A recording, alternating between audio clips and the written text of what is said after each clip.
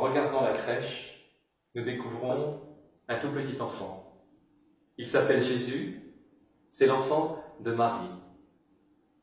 Voici que les bergers, dans leur chant, ont été réveillés par le chant des anges, joyeux.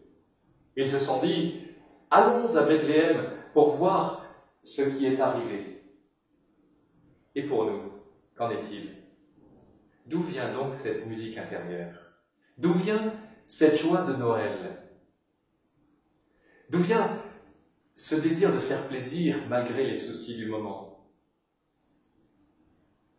Et quand nous nous approchons, que voyons-nous alors? Avec Joseph, Marie n'avait pas trouvé de place dans la salle commune, si bien qu'au moment de mettre au monde son enfant, c'est dans une étable qu'elle l'a couché après l'avoir emmailloté.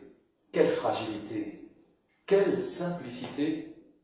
Mais en même temps, tout le monde s'y met pour accueillir, pour protéger, pour prendre soin de cet enfant. Marie, qui aime intensément celui qui est venu d'en haut pour donner à tous l'amour infini.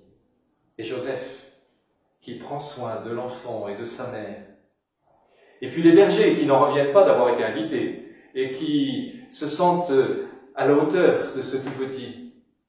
Et puis même le bœuf et l'âne que saint François d'Assise a convoqué pour réchauffer tout de même ce petit. Dieu vient dans l'humilité pour que les hommes aient quelque chose à lui offrir. Ce qui est si petit, ce qui est si fragile en nous, Dieu y ferait donc attention.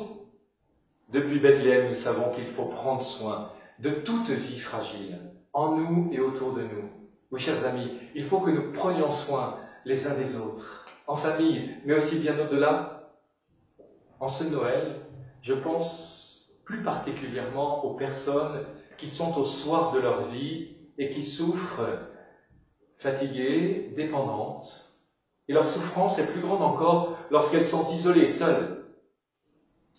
Les personnes qui sont en fin de vie et leurs proches doivent être accueillies et entendues sur leurs désirs. Mais cette situation douloureuse appelle des réponses réfléchies au-delà de l'émotion et pour permettre à chacun d'aller au terme, au bout de sa vie, dans la paix et dans la confiance, un accompagnement humain et des soins que l'on appelle palliatifs. Ces soins sont bien plus attendus que l'organisation d'un suicide assisté.